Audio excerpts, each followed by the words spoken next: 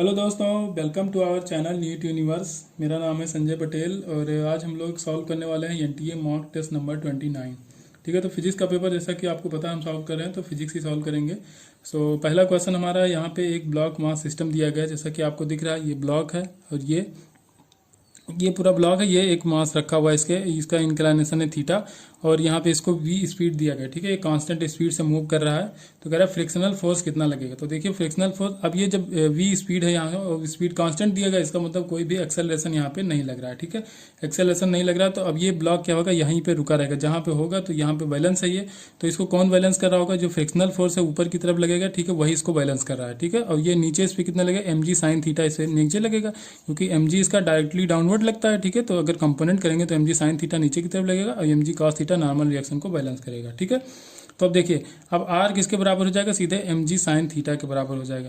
लेकिन अब देखिए जो भी यहाँ पे फ्रिक्शनल फोर्स लग रहा है तो उसका कंपोनेंट देखना है। ठीक है, क्योंकि यहाँ पे आपको बताना है वर्क डन कितना होगा। ठीक है, work done by frictional force आपको यहाँ पे बताना है। तो वर्क डन, तो फ्रिक्शनल फोर्स निकालने और इनटू डिस्प्लेसमेंट अगर हम कर देंगे तो यहाँ पे वर्क डन आ जाएगा। ठीक है, तो फ्रिक्शनल फोर्स देखिए, अब जो भी डिस्प्लेसमेंट हमारा होगा तो इस डायरेक्शन में होगा, तो फ्रिक्शनल फोर्स इसी के अलांग चाहिए हमको। ठीक है, इसके अलांग हो या इसके अपोजिट हो तो निगेटिव में फोर्स आ जाएगा। तो फ्रिक्शनल फोर्स इसके अपोजिट में लगेगा, तो जो भी कंपोनेंट आएगा इसका, तो एफ आर का कंपोनेंट करेंगे तो एक कंपोनेंट हो जाएगा एफ कॉस थीटा, एक हो जाएगा एफ साइन थीटा। तो एफ कॉस थीटा होगा तो इसके डिस्प्लेसमेंट के अपोजिट लगेगा। और एफ आर किसके बराबर है, एम जी साइन थीटा के बराबर है। तो यहाँ पे अगर ये एफ आर देखोगे तो एम जी साइन थीटा के बराबर है। तो यहाँ पे लिख दोगे आप ये F R M G sine theta, तो एफ आर हो जाएगा एम जी साइन थीटा के बराबर। अब देखिए अब टोटल फ्रिक्शनल फोर्स अगर देखा जाए, ठीक है, तो वो क्या हो जाएगा आपका एफ आर कॉस थीटा के बराबर है। जो वर्क डन में इन्वॉल्व रहेगा तो कितना होगा, एफ आर कॉस थीटा। तो एफ आर की जगह लिखोगे एम जी साइन थीटा और इंटू कॉस कंपोनेंट है तो ये हो जाएगा कॉस थीटा। अगर यहीं से वर्क डन निकालना है तो यहाँ पे लगाओ माइनस, ठीक है, इंटू डिस्प्लेसमेंट। डिस्प्लेसमेंट कितना हो जाएगा, वेलोसिटी इंटू टाइम कर दो। ठीक है, टी टाइम बाद अगर देखना है इसको तो v इंटू टी कर दो। तो यहाँ पे हम कर देंगे v इंटू टी। ठीक है, अब इसको हम साइन थीटा कॉस थीटा और 2 से ऊपर मल्टीप्लाई कराएं, नीचे भी करा दें। ठीक है, तो यहाँ पे 2 साइन थीटा कॉस थीटा हो जाएगा साइन 2 थीटा के बराबर। तो यहाँ पे अगर इसको लिख सकते हो आप, क्या बचेगा, एम जी वी टी, तो हो जाएगा माइनस में M G V T by 2 into sine 2 theta के बराबर। इतना वर्क डन हो जाएगा। नेक्स्ट क्वेश्चन नंबर 2 है, if the wavelength of the light coming from a distance galaxy is found to be 0.5% more than that of coming from a source on the earth, then the velocity of the galaxy. ठीक है, wavelength कह रहा है 0.5% अगर ज्यादा है upcoming source से, ठीक है, तो उस गैलेक्सी की वेलोसिटी कितनी होगी। ठीक है, ये हमको देखना है। तो delta lambda upon lambda equal to होता है वी बाई सी। तो यहाँ पे अगर 100 का मल्टीप्लाई करा दें तो ये हो जाएगा परसेंटेज चेंज, और ये आपको दिया गया 0.5 के बराबर। तो ये हो जाएगा 0.5। वी और सी की वैल्यू आपको पता होती है 3 इंटू 10 की पावर 8 होता है। यहाँ हो जाएगा 100। ठीक है, यहाँ से वी की वैल्यू जो आप कैलकुलेट करोगे तो v की वैल्यू निकल के आएगी, ये 3 इंटू 10 की पावर 8 इधर चला जाएगा और 100 इसके नीचे चला आएगा। तो यहाँ पे v की वैल्यू निकलेगी 1.5 इंटू 10 की पावर 6 मीटर पर सेकंड। ठीक है, मूव करते हैं क्वेश्चन नंबर 3 पे। क्वेश्चन नंबर 3 यहाँ पे सिंगल स्लिट डिफ्रैक्शन का क्वेश्चन है। यहाँ पे वेवलेंथ दिया गया लैम्डा, स्लिट की विड्थ दी गई स्मॉल ई के बराबर, size of the central maxima आपसे पूछा गया है। स्क्रीन कहा गया है कि स्मॉल वी डिस्टेंस पे रखी हुई है। ठीक है, तो सिंगल स्लिट का अगर इक्वेशन लगाओगे तो क्या होता है, A sine theta equal to N lambda होता है, लेकिन यहाँ पे स्लिट की विड्थ ई दी हुई तो ई लिख दो, E sine theta equal to N lambda. First minima कहा गया तो फर्स्ट रखो एन की जगह और ये हो जाएगा लैम्डा। तो साइन थीटा इक्वल टू हो जाएगा लैम्डा अपान ई। लेकिन अगर थीटा बहुत स्मॉल हो, ठीक है, थीटा अगर काफी स्मॉल हो, साइन थीटा की वैल्यू थीटा के बराबर ही हो जाती है, तो थीटा अप्रॉक्सीमेटली कितने के बराबर हो जाएगा, लैम्डा अपान ई के बराबर। ठीक है, अब ये आ गया यहाँ पे। अब देखना है हमको सेंट्रल मैक्सिमा का विड्थ। तो देखिए ये इतना स्लिट की विड्थ है, तो ये भी यहाँ से यहाँ तक तो ई के बराबर ही हो जाएगा। बस ये डिस्टेंस और ये निकाल लें हम तो पता चल जाएगा कितनी विड्थ होगी। तो एक का निकाल लो, दूसरा उसमें मल्टीप्लाई करें, क्योंकि जितना ये होगा उतना ही ये होगा। तो यहाँ पे क्या एंगल इक्वल टू होता है आर्क अपान रेडियस। तो ये आर्क हमको चाहिए तो आर्क इक्वल टू हो जाएगा रेडियस इंटू एंगल। ठीक है, तो आपको चाहिए वाई, तो वाई इक्वल टू हो जाएगा थीटा इंटू वी के बराबर। ठीक है, तो अब ये 2 टाइम्स लेना है, क्योंकि ये वाला आर्क और ये दोनों लेना है, तो ये हो जाएगा 2 थीटा वी, ये हो जाएगा आर्क और ये पूरा ई हो जाएगा यहाँ से लेकर यहाँ तक। ठीक है, तो प्लस ई कर दो।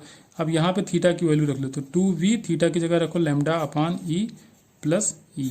ठीक है, क्या हो जाएगा 2v लैम्डा अपान ई प्लस ई, ये आ जाएगा सेंट्रल मैक्सिमा की विड्थ। यहाँ पर नंबर 4 है, यहाँ पे पूछा गया है कि 2 पहले रखे गए थे पोलराइजर ए और वी। ठीक है, ये पोलराइजर ए है और ये वी है, बाद में बीच में रख दिया गया तीसरा पोलराइजर सी।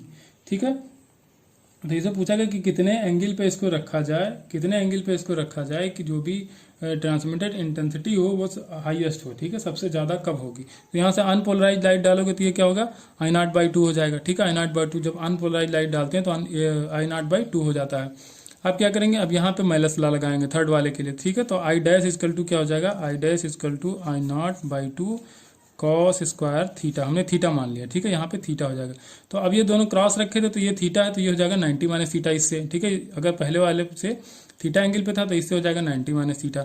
अब ये हो गया आई डैश। अब आई डबल डैश की वैल्यू अगर निकालने जाओगे आप, ठीक है, आई डबल डैश निकालोगे तो क्या हो जाएगा, ये आई डबल डैश है, यहाँ पे जो इंटेंसिटी निकल के आ रही है, ठीक है। इंटेंसिटी अगर यहाँ पे देखोगे तो I dash cos square theta हो जाएगा, कॉस स्क्वायर 90 माइनस थीटा। तो आई डैश की वैल्यू आपने क्या लिखाना, I0/2 कॉस स्क्वायर थीटा, और यहाँ पे हो जाएगा कॉस स्क्वायर 90 माइनस थीटा तो हो जाएगा साइन स्क्वायर थीटा के बराबर।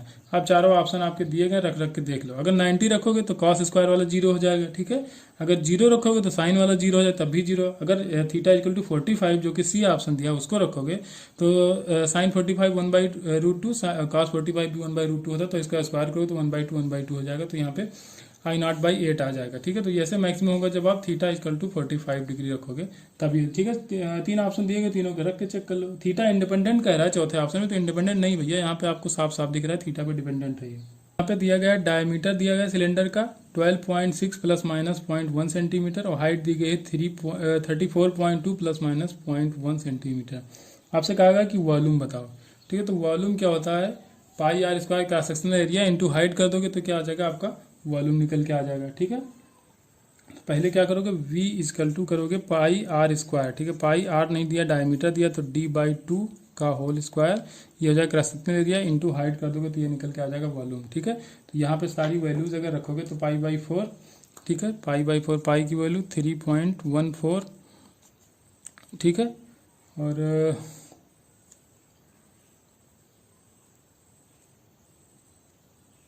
डायमीटर क्या दिया आपको 12.6, तो 12.6 का स्क्वायर करोगे, ठीक है, ये हो जाएगा डायमीटर का स्क्वायर, बाई 4 करना है इसके, और हाइट आपको दिया गया है ये 34, ठीक है, 34.2। तो यहाँ से आपका निकल के आएगा वॉल्यूम 4260, ठीक है, ये निकल के आएगा, इतना सेंटीमीटर क्यूब आएगा वॉल्यूम आपका।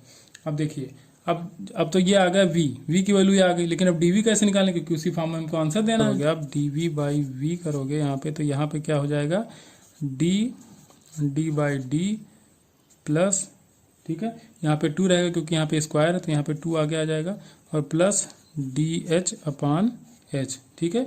अब यहाँ से dV निकालना तो V को इधर मल्टीप्लाई भी करा दोगे, तो अब DD की वैल्यू कितनी दी है, ये देखिए 0.1 सेंटीमीटर दिया, D की वैल्यू ये हो जाएगी, तो इतने बटे इतना करोगे और इंटू 2 मल्टीप्लाई कराओगे, फिर क्या करोगे, DH की वैल्यू ये दी है, H की वैल्यू ये दी, TH/H करोगे, ठीक है। इसमें 2 से मल्टीप्लाई क्योंकि स्क्वायर नहीं है तो यहाँ पे नहीं कराना पड़ेगा, और ये V ला के यहाँ पे मल्टीप्लाई कराओगे, जो आया था आपका 4260, तो यहाँ से DV निकल के आएगा, ठीक है, और DV आ जाएगा आपका 80। तो जो आंसर आप लिखोगे तो आंसर लिखोगे 4260 प्लस माइनस 80 सेंटीमीटर क्यूब, ठीक है, ये प्लस माइनस है 80 सेंटीमीटर क्यूब। 6 है, यहाँ पे 4 स्पीड दी गई है, 1, 2, 3 एंड 4 किलोमीटर पर सेकंड यहाँ पे दिया गया, ठीक है। आपसे VRMS पूछा गया है, रूट मीन स्क्वायर वेलोसिटी पूछा गया है, ठीक है, किलोमीटर पर सेकंड दिया गया है आपको यहाँ पे। तो देखिए root mean square velocity, root mean square velocity में उल्टा चलना रहता है। पहले क्या करोगे, पहले स्क्वायर करोगे सबका, तो स्क्वायर करोगे तो 1 का स्क्वायर 1, प्लस 2 का स्क्वायर हो जाएगा 4, प्लस 3 का स्क्वायर हो जाएगा 9, और 4 का स्क्वायर हो जाएगा 16, तो ये होगा स्क्वायर। फिर करना है मीन, तो मीन निकालने के जितने टर्म होंगे उतने से डिवाइड करो, तो 1, 2, 3, 4, तो ये हो गया इसका मीन। तो रूट मीन स्क्वायर वेलोसिटी में पहले स्क्वायर करेंगे, फिर मीन लेंगे, तब फिर रूट लगाएंगे। अब यहाँ पे लगा दो रूट, तो ये आ जाएगी VRMS की वैल्यू। तो 16 और 9 25, 4 29, 1 हो जाए 30, तो ये हो जाएगा 30/4 या रूट ऑफ 15/2, ठीक है। आंसर यहाँ पे आ जाएगा लास्ट आपका 15/2, रूट ऑफ 15/2। क्वेश्चन नंबर 7 है, यहाँ पे दिया गया वाटर है 20 ग्राम का 0 डिग्री सेल्सियस पे, और 40 ग्राम वाटर है 10 डिग्री सेल्सियस पे। अगर इसको मिक्स कर दिया जाए तो मिक्सर का टेम्परेचर बताना है, ठीक है। तो कुछ नहीं, Q=MS डेल्टा T लगाना है। तो यहाँ पे देखिए ये एनर्जी लॉस करेगा, ठीक है, हीट लॉस करेगा, हीट गेन करेगा। तो अब देखिए यहीं पे देखना है हमको, तो यहाँ पे MS डेल्टा T लगाना है, तो MS की वैल्यू वो दे 1, और डेल्टा T मतलब 0 से हमको आना है T, तो T-0 करेंगे। अब बराबर यहाँ पे भी MS डेल्टा T, तो MS की वैल्यू 1, और डेल्टा T मतलब कहाँ से कहाँ जा रहे हैं, 10 डिग्री से T डिग्री जा रहे हैं, तो 10 टी कर दोगे, बस आंसर आ जाएगा आपका। देखिए जो कैंसिल हो रहा है उसको कैंसिल कर दो, यहाँ से 20 से 40 कैंसिल करोगे तो 2 आएगा, तो यहाँ पे इधर क्या बचेगा, टी बचेगा, इधर मल्टीप्लाई कराओ तो इधर हो जाएगा 10 इंटू 2 हो जाएगा 20 माइनस 2t इधर लगो तो 3t हो जाएगा, 3t इजकल टू 20, तो t इजकल टू हो जाएगा 6 पॉइंट समथिंग आ जाए, 6.66 या 6.67 भी मान सकते हो, ठीक है। मिक्सर का टेम्परेचर कितना आएगा 6.66 डिग्री सेल्सियस। यहाँ पे दिया गया है कि कोई क्रिस्टल है इंट्रिंसिक सिलिकॉन, रूम टेम्परेचर पे कहा गया जो कंसंट्रेशन है इसका, ठीक है, कैरियर कंसंट्रेशन 1.6 इंटू 10 की पावर 16 मीटर क्यूब है। If the donor concentration level is 4.8 into 10 की power 20, then the concentration of whole, ठीक है, concentration of whole आपको बताना है, NH की वैल्यू बता रही है, ठीक है। इंट्रिंसिक सिलिकॉन का आपको दिया गया है पहले से कंसंट्रेशन कितना है 1.6, तो देखिए ये जो फार्मूला होता है NI square equal to NE into ये N है और ये है H, ठीक है। ये अब आपको निकालना है NH की वैल्यू निकालें तो I का स्क्वायर करो, इसका स्क्वायर करोगे तो क्या हो जाएगा 1.6 इंटू 1.6 इंटू 10 की पावर 32, ठीक है। ये हो जाएगा आई का स्क्वायर अपान NE करोगे, NE यहाँ पे 48 मतलब 4.8 इंटू 10 की पावर 20, इसको सॉल्व कर लेना, आंसर आ जाएगा 5.3 इंटू 10 की पावर 11 मीटर क्यूब पर मीटर क्यूब होगा। क्वेश्चन नंबर 9 है, यहाँ पे लॉजिक गेट का क्वेश्चन है।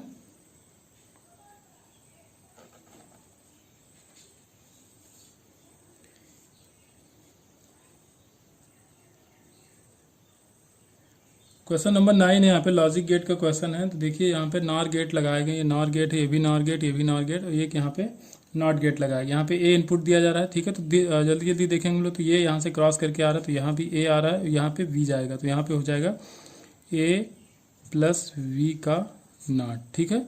यहाँ पे हो जाएगा, अब इधर आ गई तो यहाँ पे आएगा वी का बार, ठीक है। तो यहाँ पे हो जाएगा ए प्लस वी का बार और फिर से बार लगेगा क्योंकि यहाँ पे भी नैंड गेट है, ठीक है, नॉर गेट है सॉरी, तो इसीलिए तो ये प्लस वी कर रहे हैं। अब देखिए अब यहाँ पे आएंगे तो यहाँ पे भी ना आ रहा, तो दोनों का सम हो जाएगा, फिर उसके ऊपर भी बार लगेगी, तो ए प्लस वी का बार प्लस ए प्लस वी का बार, पहले से ये लगा था यहाँ, इसके टोटल बार लगे। तो टोटल बार जब लगता है तो बार जब हटता है ना, जब दो बार आ जाते हैं तो बार हटता है तो साइन यहाँ पे हो जाता है चेंज, ठीक है।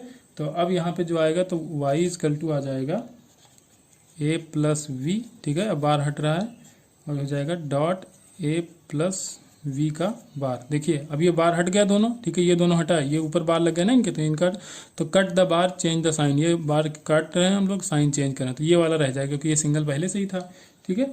तो अब जिसको अब फिर से सिंप्लीफाई करोगे तो हो जाएगा ए का तो ए ही रह जाएगा और प्लस हो जाएगा वी का वी और वी का बार। अब वी और वी का बार हो जाएगा तो वो हो जाएगा 0, क्योंकि यहाँ पे अगर वी का वैल्यू 1 रखोगे तो यहाँ पे 1 आएगा, यहाँ 1 का नॉट तो 0 हो जाएगा, तो फिर 0 हो जाएगा। अगर 0 रखोगे तो इसका 1 आ जाएगा तो इसका 0 हो जाएगा, तब भी 0, तो इसका मतलब बचेगा सिर्फ और सिर्फ ए। तो वहाँ है कहाँ का when silicon PN junction is forward biasing condition with series resistance, यहाँ पे सीरीज में रेजिस्टेंस लगाया गया, नी वोल्टेज कहा गया 0.6 वोल्ट है, करंट यहाँ पे फ्लो कर रही है 5 मिली एम्पियर की करंट फ्लो कर रही है, ठीक है। तो अब और बैटरी लगाई गई है 2.6 वोल्ट की। तो कहा गया वैल्यू ऑफ सीरीज रेजिस्टेंस, आपको सीरीज रेजिस्टेंस की वैल्यू, इसकी वैल्यू आपको बतानी है। तो करंट आपको दिया गया तो I equal to V by R होता है, आई दिया है 5 इंटू 10 की पावर -3, तो आई हो गया वी बाई आर। तो वी देखिए 2.6 वोल्ट की बैटरी लगाएगी, नी वोल्टेज मतलब इतना पोटेंशियल ड्रॉप है, इसका बैरियर पोटेंशियल है, तो इसको माइनस कर देंगे तो टोटल वोल्टेज बचेगा 2 अपान करना है आर। तो अब यहाँ पे रख दोगे सिर्फ आर, ठीक है, तो नीचे आर रख दो, आपका आंसर आ जाएगा।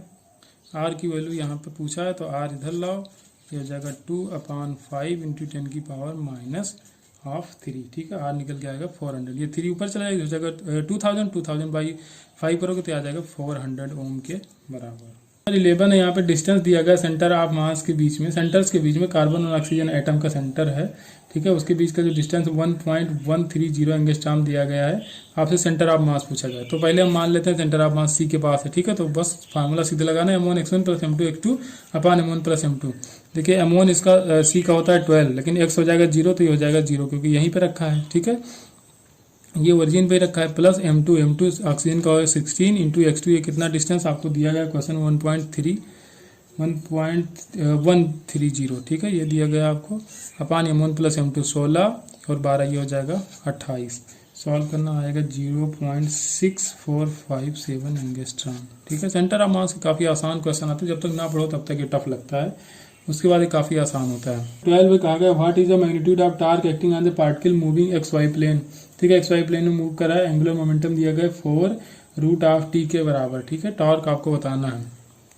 तो टॉर्क जो होता है वो होता है dl/dt के बराबर। ठीक है, तो d/dt ऐसे रहने दो और l की वैल्यू यहाँ पे दी है 40√t। ठीक है, तो 40 आगे लाओ, ये कांस्टेंट है, d/dt करोगे t की पावर 1/2 है, इसका डिफरेंशिएशन करना है तो t की पावर 1/2 -1 और 1/2 पावर आगे मल्टीप्लाई भी हो जाएगा, तो ये हो जाएगा 40/2 और यहाँ t की पावर -½ हो जाएगा तो 1/√2 के बराबर हो जाएगा। ठीक है, तो यहाँ पे ऊपर क्या बचेगा, इसे डिवाइड करोगे तो ये हो जाएगा 20, यहाँ पे क्या आ जाएगा आपका 40 नहीं 4 दिया है, सॉरी 4 दिया है, तो यहाँ हो जाएगा 2। ठीक है, तो 2/√2 के बराबर आ जाएगा। ठीक है, क्वेश्चन नंबर 13 है, यहाँ पे कहा गया 2 mirrors incline at the angle an object place between the mirror and there are 7 image form. 7 image बन रही है यहाँ पे, तो पूछ रहा है कितना एंगल होगा मिरर के बीच। तो फार्मूला देखिए, n = होता है 360/θ -1, तो n की वैल्यू आपको दिया है 7, तो 7 = करोगे 360, एलसीएम लो तो थीटा इधर चला जाएगा अपान थीटा हो जाएगा। ठीक है, तो इधर लाओगे तो 7θ और यहाँ आ जाएगा तो 8θ हो जाएगा, तो 8θ आ जाएगा 360 के बराबर, तो थीटा हो जाएगा 360/8, 360/8। ठीक है, सॉल्व करने आ जाएगा 45 डिग्री। सॉल्व क्या करना है इसमें, 8 चौक 32, 4 36, 4 और 0 40 हो जाएगा, 8 पंचे 40, खत्म। देखिए क्वेश्चन नंबर 14 थ्योरेटिकल क्वेश्चन है। मिनिमम डेविएशन की कंडीशन में आपको याद होना चाहिए, अगर याद है तो बहुत अच्छी बात है। मिनिमम डेविएशन की कंडीशन में जो रे यहाँ से पास होती है तो वो बेस के पैरेलल होती है। ठीक है, ये बेस है इसके पैरेलल होती है, क्योंकि अगर यहाँ मुड़ रही है ठीक है तो ज़्यादा डेविएशन होगा, और अंदर जाएगी तो और ज़्यादा डेविएशन होगा। तो मिनिमम डेविएशन के लिए क्या हो सकता है कि ये जहाँ से इंटर करे वहीं सीधे निकल जाए। ठीक है, पैरेलल रहे, तो इस बेस के पैरेलल होना चाहिए। तो जो आपका QR आना चाहिए वो इसके जो भी बेस है इसके पैरेलल होना चाहिए, मतलब कि हॉरिजॉन्टल होना चाहिए। 15 है यहाँ पे, तो यहाँ पे एक्सेस प्रेशर का क्वेश्चन है। ठीक है, इनसाइड द कोई एयर बबल है जो इनसाइड वाटर है। ठीक है, इनसाइड द वाटर है तो इसका जो भी इनसाइड का प्रेशर है वो P1 है।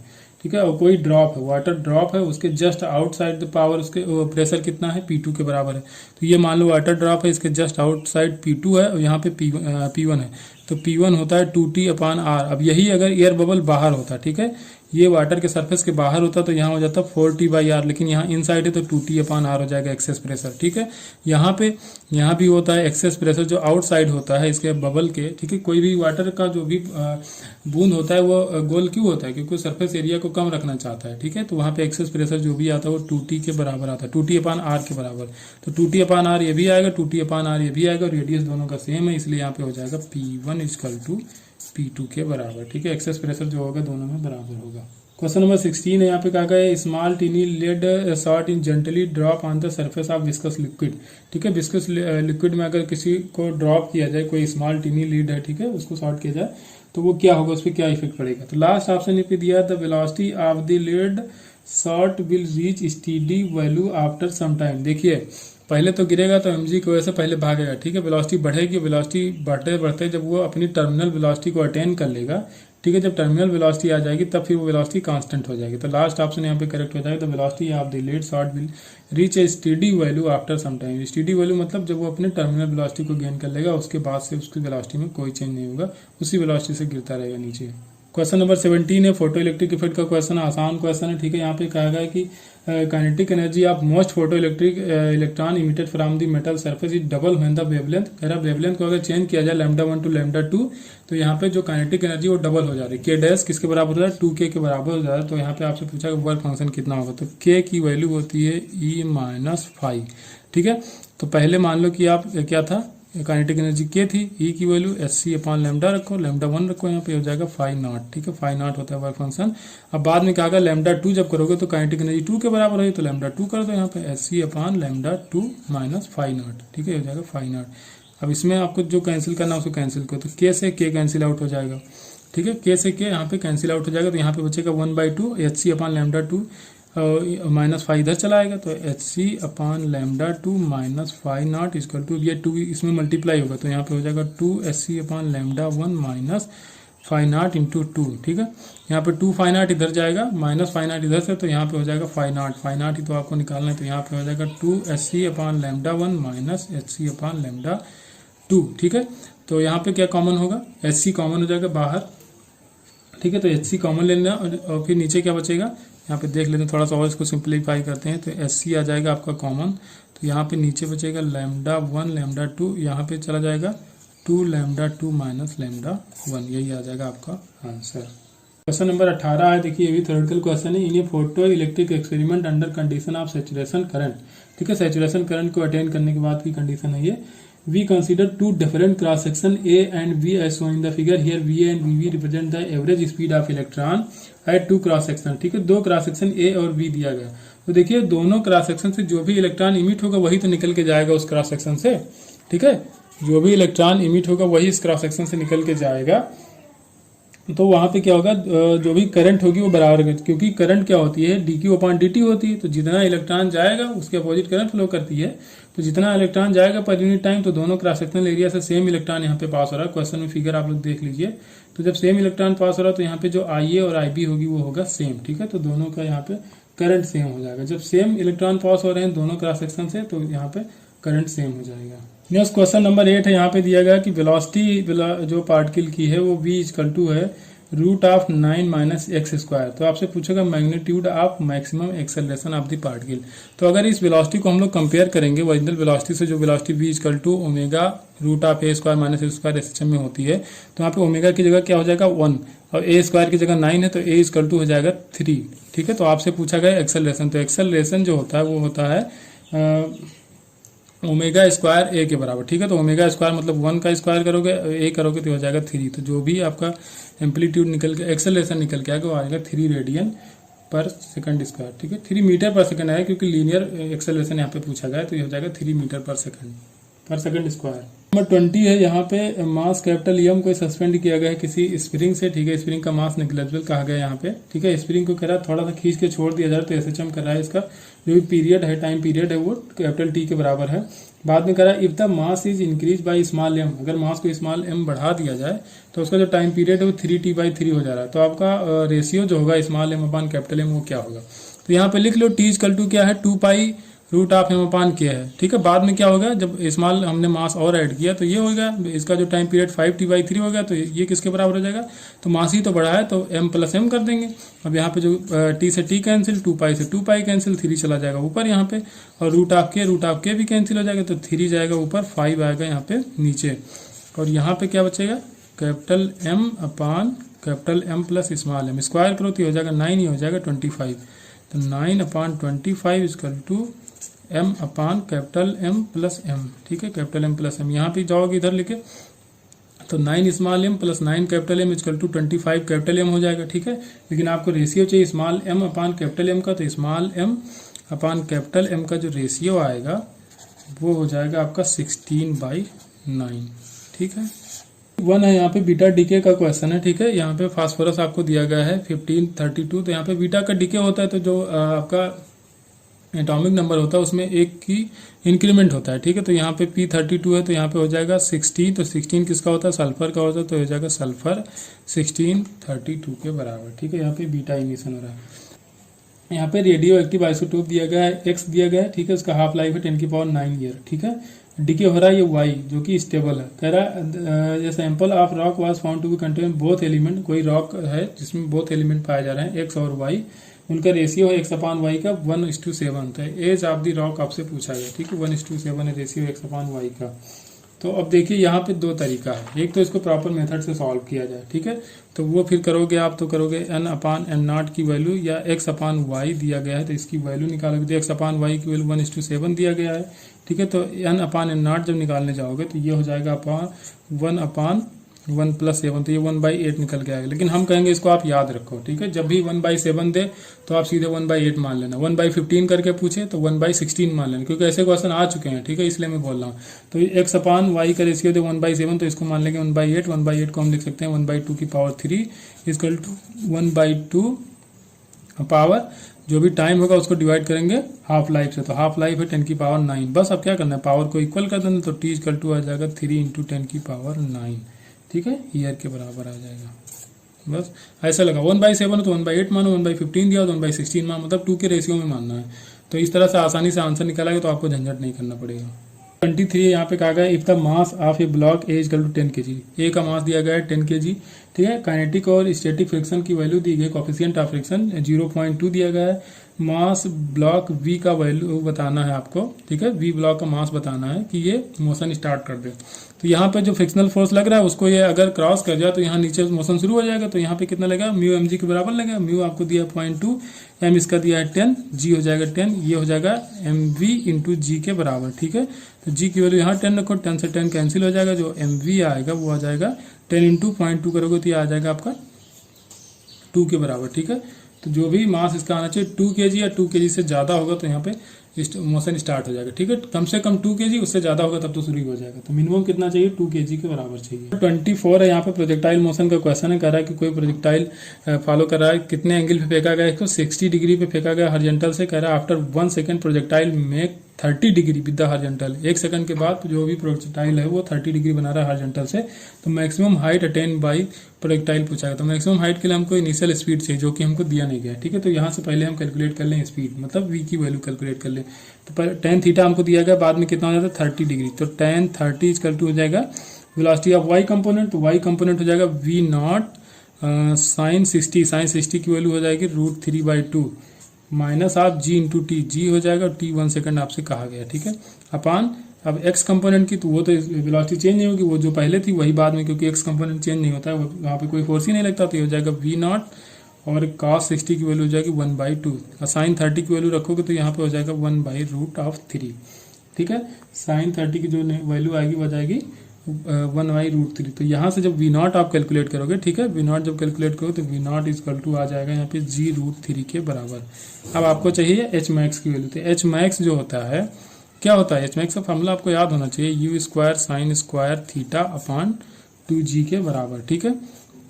v स्क्वायर करो, v स्क्वायर मतलब g स्क्वायर 3, ठीक है। तो ये हो जाएगा g square 3 sine square theta, मतलब साइन 60 दिया था, ठीक है। तो इसका स्क्वायर करोगे तो हो जाएगा 3/4, ठीक है। √3/2 होता है, स्क्वायर करोगे तो 3/4 आ जाएगा। नीचे आ जाएगा 2g, एक g से एक g कैंसिल आउट कर दो, g/2 बचा है, ठीक है।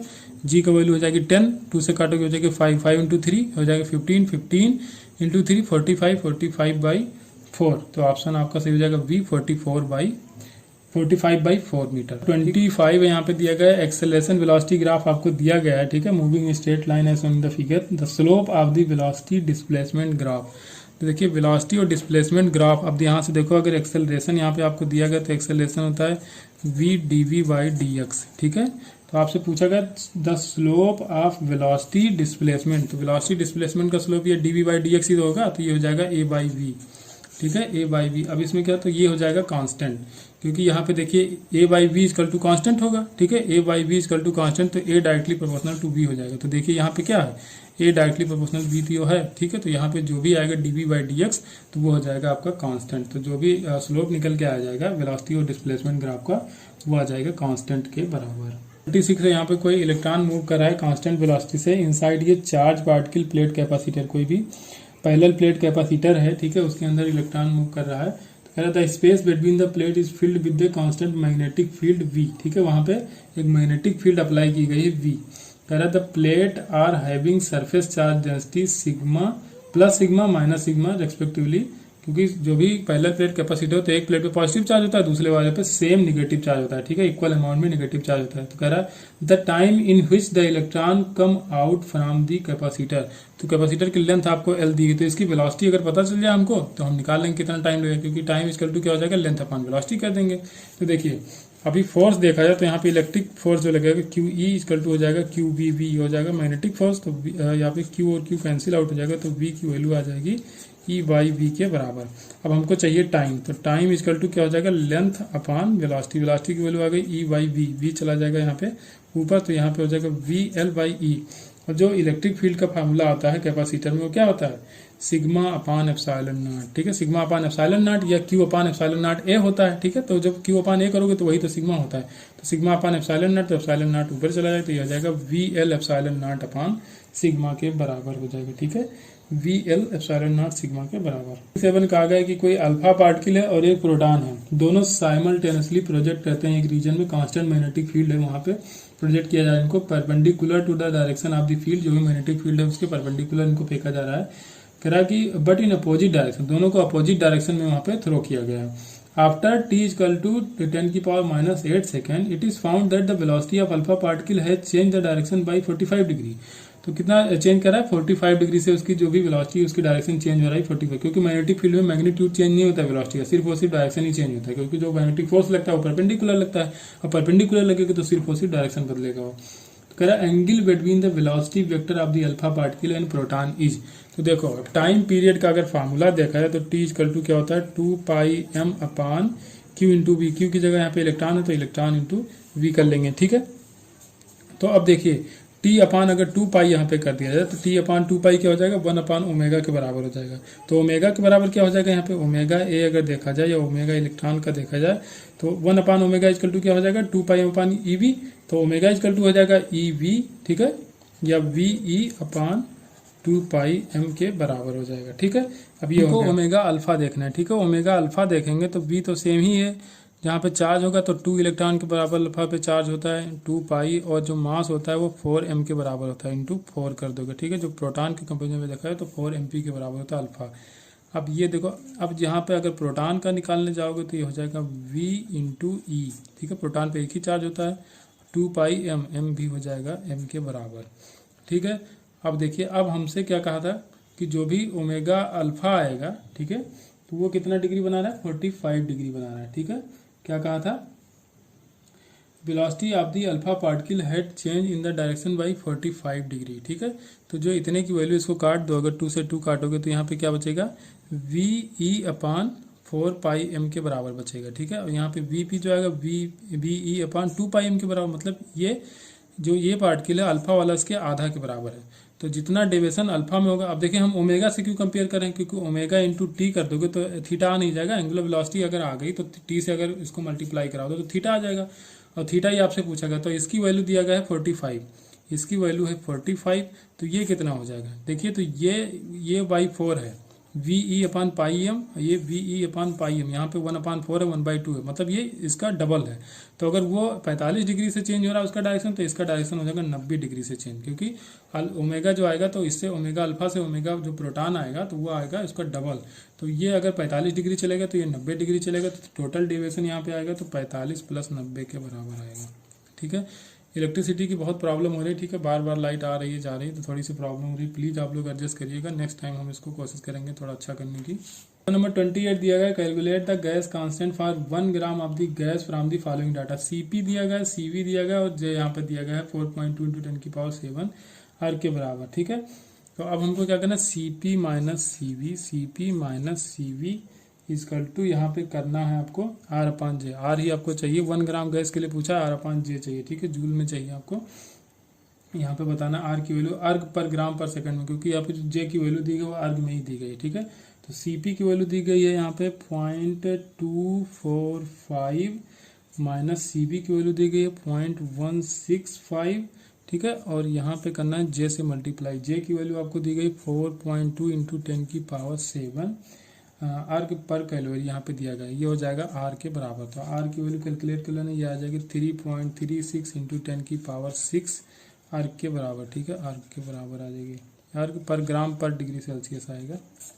9 है कार्नोट इंजन का क्वेश्चन है, ठीक है, बहुत बार पूछा गया है। इसका कह एफिशिएंसी 1/जो भी एफिशिएंसी 1/7 है। कह अगर टेम्परेचर ऑफ द सिंक को रिड्यूस कर दिया है 65 डिग्री सेल्सियस से, तो जो एफिशिएंसी 1/4 हो जा रही है, ठीक है।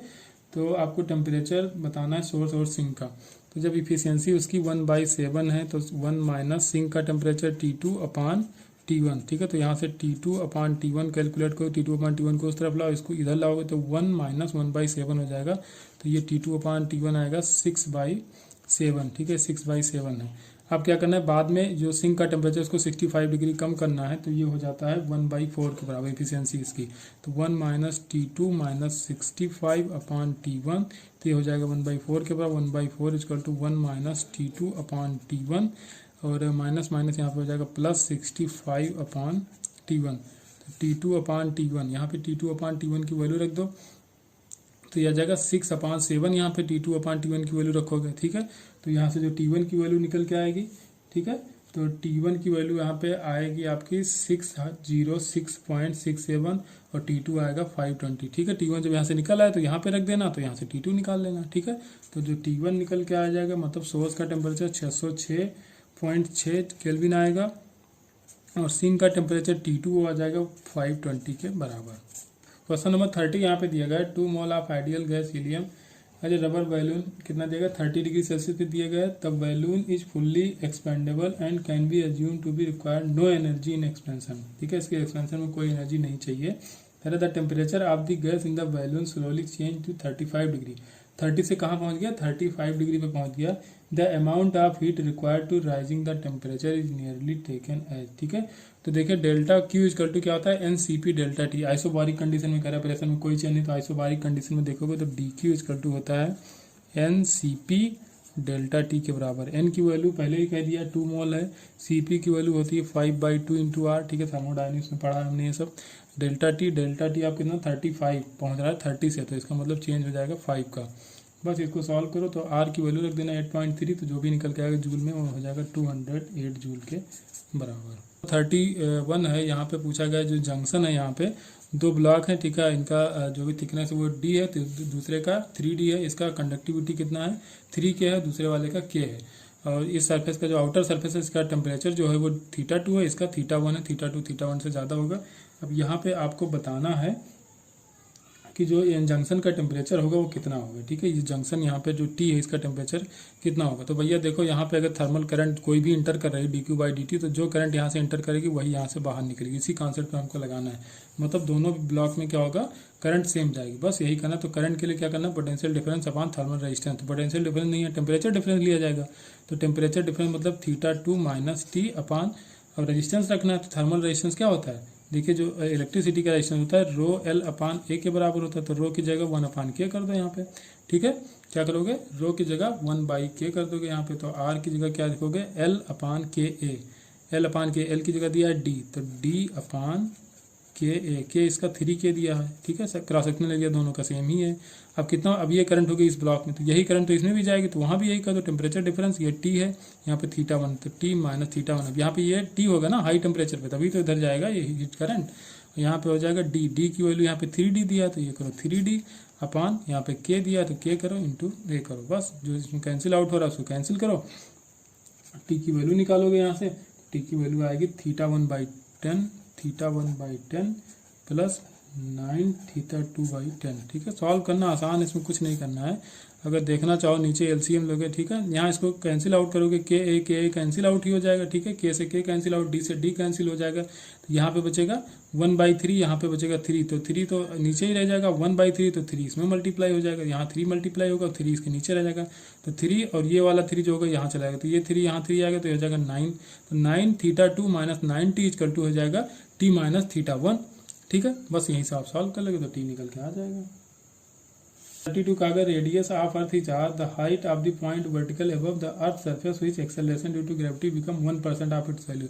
जो जी डैश की वैल्यू होती है 1% हो जाती है, तो लिखो 1/100 इंटू जी, ये हो जाएगी जी डैश की वैल्यू। ये होता है G/1 प्लस H/RE का होल स्क्वायर के बराबर। जी से जी कैंसिल आउट करो, यहाँ पे 1/10 हो जाएगा, इसका स्क्वायर हटाओगे 1 प्लस H/RE, इसको ले जाओ इधर 1 प्लस H/RE हो जाएगा 10 के बराबर। ठीक है, 10 के बराबर हो जाएगा, तो 1 प्लस, तब 1 इधर लाओगे तो माइनस हो जाएगा, तो हो जाएगा 9 के बराबर। तो H इक्वल टू कितना हो जाएगा 9R के बराबर, 9R के बराबर हो जाएगा। नंबर 33 केपलर लॉ का क्वेश्चन है, कह रहा है कि 2 प्लेनेट है यहाँ पे, डिस्टेंस R1 और R2 डिस्टेंस में सन से। ठीक है, कह रहा है दिया time period are T1 and T2, तो रेशियो बताना है आपको T1/T2 स्क्वायर का। ठीक है, तो डायरेक्टली आपको पता है T स्क्वायर होता है R³ के बराबर, तो T1/T2 का स्क्वायर डायरेक्टली प्रोपोर्शनल हो जाएगा R1/R2 के क्यूब के बराबर। बस यही ऑप्शन सही हो जाएगा। बहुत सिंपल क्वेश्चन है, कुछ है नहीं इसमें। एनर्जी ऑफ द कैपेसिटर कह रहा है बताना है 6 माइक्रोफेरेड का कैपेसिटर, इसको चार्ज किया गया 10 वोल्ट से 20 वोल्ट है। तो कह रहा है इंक्रीज इन पोटेंशियल एनर्जी आपको बताना है, कितनी एनर्जी इंक्रीज होगी। तो हाफ C की वैल्यू 6 × 10⁻⁶ कहाँ से कहाँ तक V square V2 square minus V1 square, तो इसको करोगे तो 400 हो जाएगा -100, 10 का स्क्वायर करोगे तो 100 हो जाएगा। 1/2 ये हो जाएगा 3 और 400 माइनस 100 करोगे तो आ जाएगा 300, तो 3 × 300 × 10⁻⁶, तो ये हो जाएगा 9 × 10⁻⁴। ठीक है, थोड़ा सा यहाँ पे मिसप्रिंट हो गया है, 9 × 10⁻⁶ लिख गया। ठीक है, तो इसको देख लेना आप लोग, ऑप्शन में थोड़ा सा मिसप्रिंट हुआ है यहाँ पे। 35 है, इसमें कहा गया how does the electric field E between the plate of the charge cylindrical capacitor vary with the distance R from the axis. देखिए भैया इलेक्ट्रिक फील्ड का फॉर्मूला ई इक्वल टू होता है lambda upon 2 pi epsilon naught R के बराबर। ठीक है, जहाँ पे सिग्मा है सरफेस चार्ज डेंसिटी, तो ये ई हो जाएगा इनवर्सली प्रोपोर्शनल टू आर के बराबर। तो ऑप्शन यहाँ पे बी सही हो जाएगा आपका। इसमें फार्मूला याद रहना पड़ेगा और कोई तरीका नहीं इसका। क्वेश्चन नंबर 36 यहाँ पे दिया गया in an oscillating LC circuit the maximum charge on the capacitor is Q. Charge पे मैक्सिमम चार्ज जो था वो कैपिटल क्यू के बराबर था। बाद में कह रहा था charge on the capacitor when energy stored equally between the electric field and magnetic field. कह रहा है अगर इक्वल इलेक्ट्रिक फील्ड और मैग्नेटिक फील्ड में एनर्जी डिस्ट्रीब्यूट हो जाए तो बाद में चार्ज कितना रह जाएगा। तो पहले एनर्जी कितनी रहेगी कैपेसिटर पे वो हमको दिखाना है। तो पहले हो जाएगी हाफ क्यू स्क्वायर अपॉन सी के बराबर, ये एनर्जी पहली रहेगी। लेकिन जब इक्वली डिस्ट्रीब्यूट हो गई इलेक्ट्रिक फील्ड और मैग्नेटिक फील्ड में तब कितना बचा होगा, तो 1/2 बचा होगा। और ये किसके बराबर हो जाएगा, ये हो जाएगा हाफ क्यू जो बाद में बच रहा है। ठीक है, तो क्यू स्क्वायर अपॉन 2c के बराबर, ये इतना बचा। ठीक है, पहले कितना था 1/2 क्यू स्क्वायर अपॉन सी कैपिटल 2, ये इनिशियली था। लेकिन कह रहा बाद में इक्वली डिस्ट्रीब्यूट हो गया। ठीक है, इक्वल डिस्ट्रीब्यूट जब होगा तब चार्ज बता कैपेसिटर पे स्मॉल क्यू, तो ये हो जाएगा 1/2 स्मॉल क्यू स्क्वायर अपॉन सी। लेकिन आधा क्यों लिखा हमने, हाफ इसलिए लिखा क्योंकि इलेक्ट्रिक फील्ड और मैग्नेटिक फील्ड दोनों में इक्वली डिस्ट्रीब्यूट हो, तो कितना आधा ही तो बचेगा जो इलेक्ट्रिक फील्ड में होगा। तो बस इसको सॉल्व करना है, यहाँ से सॉल्व करो तो क्यू की वैल्यू आ जाएगी आपकी क्यू अपॉन √2 के बराबर। यहाँ से 1/2 कैंसिल आउट हो जाएगा। ठीक है, सी से सी कैंसिल आउट हो जाएगा तो क्या बचेगा, क्यू स्क्वायर इक्वल टू लिखोगे तो क्यू की वैल्यू रखोगे तो स्क्वायर यहाँ पे हटेगा, तो यहाँ तो क्यू बच जाएगा, ये 2 है तो √2 हो जाएगा। 37 है, यहाँ पे कोई कंडक्टिंग रॉड ए बी है, इसका लेंथ 1 मीटर दिया गया है, moving at the velocity v equal to 4 metre second, making angle 30 degree with the length के साथ 30 डिग्री एंगल बना रहा है। Uniform magnetic field v equal to 2 tesla के बराबर है। वो कह रहा है परपेंडिकुलर है प्लेन के मोशन की। ठीक है, तो देखिए यहाँ पे अगर इस लेंथ के परपेंडिकुलर वेलोसिटी देखा जाए तो यहाँ पे क्या होगा, ये v साइन थीटा हो जाएगा। तो v जब लगा होगा जो इंड्यूस EMF होगा, ठीक है, तो VA minus VB equal to हो जाएगा VVL। ठीक है, तो VV की जगह लिखोगे v की वैल्यू दिया 4 मीटर पर सेकंड, एंगल दिया 30, तो साइन थीटा की वैल्यू /2 हो जाएगा इंटू VB। अब मैग्नेटिक फील्ड 2 टेस्ला दिया गया है और लेंथ दिया गया 1 मीटर। सॉल्व करो, ये आ जाएगा 4 वोल्ट के बराबर। तो VA माइनस VB जो हो जाएगा होगा 4 वोल्ट के बराबर।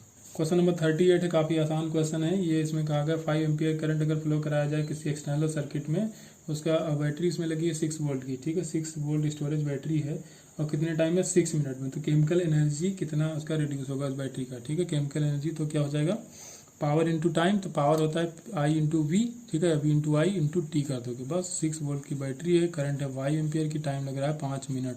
तो मिनट को सेकंड में बदल लो बस, 25 शक्कर 150 गुड़े 60, तो ये हो जाएगा 1.08 इंटू 10 की पावर 4 जूल के बराबर। बस कुछ करना नहीं, आसान क्वेश्चन है, इसमें पेपर थोड़ा इजी है ये। नेक्स्ट क्वेश्चन यहाँ पे पोटेंशियोमीटर का है। इसमें 6 वोल्ट की एक्सटर्नल बैटरी लगी है, रियो स्टेट लगा है 5 ओम का, और यहाँ पे AB जो लेंथ है वो 100 सेंटीमीटर है, और AD जहाँ पे बैलेंसिंग लेंथ मिल रहा है वो है 60 सेंटीमीटर, और रेजिस्टेंस ऑफ वायर जो दिया गया वो 2 ओम के बराबर दिया गया। ठीक है, तो पहले करंट निकालो, तो करंट इक्वल टू V/R होगा। V यहाँ पे 6 वोल्ट है, R देखो तो 5 ओम का ये है, और 2 ओम दिया गया यहाँ पे इसका वायर का रेजिस्टेंस। ठीक है, तो I क्या हो जाएगा 6/7, ये आ जाएगी आपकी करंट। अब आपको चाहिए क्या, इसमें कहा गया the EMF of the cell, जो EMF है इसका तो वो कितना होगा। तो जितना पोटेंशियल ड्रॉप यहाँ पे और वही हो जाएगा EMF। तो टोटल ड्रॉप देखा जाए पहले, तो V equal to IR, V equal to I कितना है 6/7 इंटू R कितना है 2 ओम। तो ये टोटल ड्रॉप होगा टोटल लेंथ में। ठीक है, तो टोटल ड्रॉप मतलब 100, ये हो जाएगा 12/7 टोटल ड्रॉप आ रहा है। ये से बी लेगा, ये से बी कितना 100 सेंटीमीटर। यूनिटरी मेथड लगाओ तो 100 सेंटीमीटर में कितना ड्रॉप है 12/7, तो 60 सेंटीमीटर में कितना होगा 12/7 अपॉन 100 इंटू 60 कर लो, सॉल्व हो जाएगा। ये करो, कैंसिल आउट हो जाएगा, यहाँ पे जो कैंसिल है उसको कैंसिल करो। तो अब यहाँ से इसको कैंसिल करो 0, तो यहाँ पे आ जाएगा 1.2 और 1.2 12 6 72, 7.2 अपॉन 7 आ जाएगा। तो ये लगभग आ जाएगा 0.9 के बराबर। ठीक है, ये आ जाएगा लगभग 0.9 के बराबर। थ्योरेटिकल क्वेश्चन है, कोई फ्रॉग है करा एलिवेटेड है in magnetic field produce by A current in vertical solenoid. कोई वर्टिकल सॉलिनॉइड, जैसे वो इसको सॉलिनॉइड मान लो, वर्टिकल सॉलिनॉइड है। ठीक है, तो इसमें जो मैग्नेटिक फील्ड होगा, अगर एंटी क्लॉकवाइज करंट जा रही है तो मैग्नेटिक फील्ड अपवर्ड होगा। ठीक है, बाहर की तरफ होता है सॉलिनॉइड में ना, तो उसके एक्सिस के अलावा ही तो होता है मैग्नेटिक फील्ड।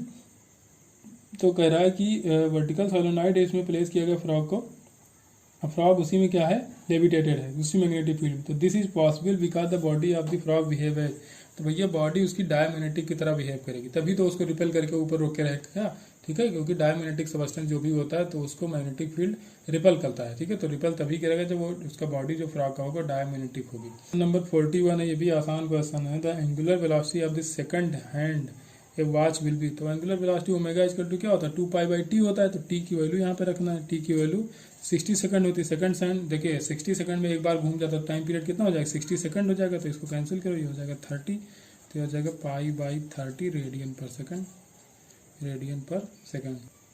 क्वेश्चन नंबर 42 है, यहाँ पे कहा गया two homogeneous sphere A and B of mass small M and 2m having radii 2a and a respectively are placed in touch. The distance of the center of mass from the first sphere से centre of मास बताना है यहाँ से, ठीक है। तो अब इसका मास m दिया है, इसका 2m दिया है, तो फिर से लगाओ xm equal to m1 x1, तो m1 करने की जरूरत है, m1 x1 क्योंकि x1 यहाँ पे हो जाएगा 0, तो इसको लिखो 0 प्लस m2 x2, तो m2 है 2m, x2 कितना हो जाएगा 2a और a यहाँ से 3a के बराबर, तो हो जाएगा 3a अपान m1 प्लस m2, तो 3m के बराबर हो जाएगा, इसको जोड़ो तो 3 × 2 ये हो जाएगा 6ma अपान 3m, तो ये कैंसिल होगा, 3 से 6 कैंसिल, 2 तो xm जो आएगा वो 2a के बराबर आ जाएगा, मतलब जो सेंटर ऑफ मास होगा वो यहाँ पे होगा। क्वेश्चन नंबर 43 यहाँ पे कहा गया है कि a loaded spring gun of mass capital M fire a shot of small M with the velocity v at an angle of elevation theta. कह रहा था gun is initially at rest, gun क्या थी, इनिशियली रेस्ट थी और horizontal friction less है, ठीक है। जो हॉरिजॉन्टल फ्रिक्शन जहाँ पे रखा गया उसको, तो वो क्या है, फ्रिक्शन लेस है।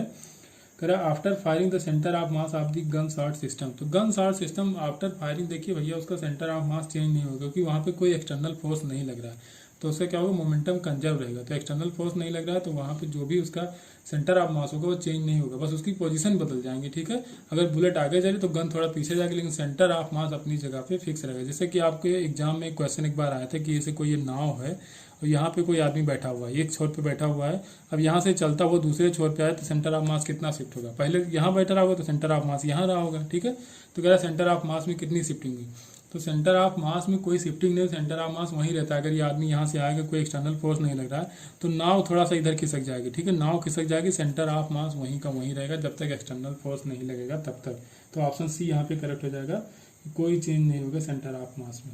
फोर अच्छा question, shortest wavelength of Lyman series of hydrogen atom is equal to the shortest wavelength of Balmer series of a hydrogen like atom, atomic number Z है उसका, कहा गया जेड की वैल्यू आपको बताना है यहाँ पे, ठीक है। तो जो लाइमर सीरीज है वो हाइड्रोजन है, उसका जो शॉर्टेस्ट वेवलेंथ, तो शॉर्टेस्ट वेवलेंथ में जो n2 की वैल्यू होती है वो मैक्सिमम रखा जाता है। यहाँ से n1 स्क्वायर हो गया, n2 स्क्वायर, तो n2 की वैल्यू शॉर्टेस्ट वेवलेंथ निकालने के लिए हमेशा मैक्सिमम रखी जाती है। यहाँ पे वाल्मर सीरीज के लिए हाइड्रोजन लाइक आइटम है, तो हमने मान लिया कि कोई ए है, ठीक है, कोई भी आइटम है ए, तो इसी का जेड हमको कैलकुलेट करना है। तो वाल्मर सीरीज में n1 की वैल्यू होती है 2, लाइमर में 1 होती है n1 की, वाल्मर में होती है 2, तो यहाँ पर 2 का स्क्वायर, और यहाँ पे शॉर्टेस्ट वेवलेंथ चाहिए इसलिए हमने n2 की वैल्यू यहाँ भी इन्फाइनाइट कर दी। तो अब देखो सीधे कुछ नहीं करना, आपको दोनों को बराबर कर देना। तो यहाँ पे तो सीधा आ जाएगा आर जेड स्क्वायर 1, तो आर और जेड स्क्वायर, हाइड्रोजन का जेड स्क्वायर मतलब 1 ही हो जाएगा, equal to R Z square, Z तो हमको निकालना है, स्क्वायर होता है, ठीक है, जेड स्क्वायर निकालना ही है, और बाई क्या हो जाएगा 4, और इन्फाइनाइट माइनस 1 अपान इन्फाइनाइट 0 हो जाएगा, ये भी 0 है तो माइनस 0 तो कोई मतलब ही नहीं। तो आर से आर भी कैंसिल, तो जेड स्क्वायर इक्वल टू आ जाएगा 4, तो जेड की वैल्यू यहाँ पे आ जाएगी 2 के बराबर। जो भी हाइड्रोजन लाइक एटम होगा उसका जो जेड निकल के आएगा 2, इसका मतलब वो होगा हीलियम। नंबर 45 बहुत ही अच्छा क्वेश्चन है, यहाँ पे इस तरह का एक क्वेश्चन मैंने कराया था तो उस पर काफ़ी क्वेरीज आई थी। तो कहा जा रहा है ये photon of momentum p is emitted by radioactive nucleus of mass capital M, the total energy release in the process will be, total energy आपको बतानी है। तो फोटॉन की जो एनर्जी होती है, फोटॉन की जो एनर्जी होती है तो वो क्या होता है, अगर मोमेंटम देखा जाए फोटॉन का, तो फोटॉन का मोमेंटम हम लोग निकालते हैं E equal to P C से, ठीक है, पी सी, यहाँ पे E है एनर्जी फोटॉन की, P हो जाएगा मोमेंटम, C हो जाएगा स्पीड ऑफ लाइट। तो मोमेंटम दोनों का कंजर्व रहेगा, ठीक है, फिर से कोई एक्सटर्नल फोर्स नहीं रहेगा तो मोमेंटम क्या होगा, कंजर्व रहेगा। तो देखिए न्यूक्लियस के लिए, अब न्यूक्लियस जो होता है वो पार्टिकल नेचर का होता है, और फोटॉन जो होता है तो मासलेस पार्टिकल होता है, तो फोटॉन के लिए अलग फार्मूला होता है, और जो मास वाले पार्टिकल होते हैं, ठीक है, पार्टिकल नेचर जो होता है तो उसका अलग फार्मूला होता है। तो हमको एनर्जी चाहिए, ठीक है, हमको क्या चाहिए, एनर्जी। तो E equal to P C use करेंगे हम फोटॉन के लिए, तो फोटॉन का जो एनर्जी हो जाएगी E equal to P C के बराबर है, तो उसको लिख देंगे पी सी अब प्लस जो पार्टिकल नेचर का होता है उसके लिए काइनेटिक एनर्जी होती है p²/2m, अगर मोमेंटम के फॉर्म में देखा जाए तो। अब p हम क्यों रख रहे हैं बार बार, क्योंकि भैया यहाँ पे मोमेंटम दोनों का सेम होगा। जब इमिशन होगा यहाँ पे तो मोमेंटम दोनों का सेम होगा, या जब भी आप देखते हो कि कोलिजन होता है तो वहाँ पे मोमेंटम सेम रहता है। जब भी एक्सटर्नल फोर्स नहीं लगे तो क्या होगा, ये मोमेंटम आपका सेम रहेगा। तो यहाँ पे करोगे आप p²/2m के बराबर, ठीक है। अब यहाँ पे p ले लो कॉमन, तो p कॉमन हो जाएगा, तो यहाँ पे बचेगा c प्लस यहाँ पे क्या बचा, p² था तो यहाँ पे एक p बचा रह जाएगा, अपान क्या हो जाएगा 2m। तो p यहाँ पे हो जाएगा कॉमन, और यहाँ पे c प्लस p/2m के बराबर हो जाएगा, ये एनर्जी रिलीज होगी। तो ये रहा आपका पेपर नंबर 29। तो थोड़ा सा फ्लक्चुएशन हुआ, इसमें इलेक्ट्रिसिटी की प्रॉब्लम थी इसलिए वीडियो भी थोड़ी लेट आई है। तो चलिए इसमें इतना ही रखेंगे, बाकी हम लोग कल का पेपर टाइम टू टाइम करेंगे। तो आज के लिए हम माफ़ी चाहेंगे, बाकी मिलेंगे कल के वीडियो में। Thank you.